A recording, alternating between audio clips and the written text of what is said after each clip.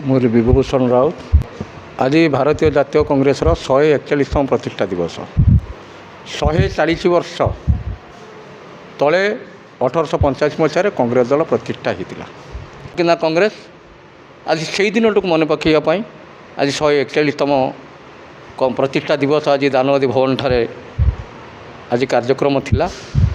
141तम स्वाधीनता दिवस ना 141तम प्रतिष्ठा दिवस आमर टार्गेट थिला अन्य दल बीजेडी बीजेपी 141 जन कर्मी को आनिक कांग्रेस दल में सामिल करवा किंतु आज बहुत अधिक आमर आशा टू अधिक बीजेडी बीजेपी कर्मी आज कांग्रेस प्रति आकृष्ट हो कांग्रेस दल प्रति आकृष्ट हो मैंने आज कांग्रेस सामिल होती धन्यवाद देवी साधुवाद देवी कारण तांकर आज जो योगदान आगामी दिन में कांग्रेस संगठन को बलिष्ठ करिवो एवं आगामी दिन में कांग्रेस विजय पथरे सहायक हम।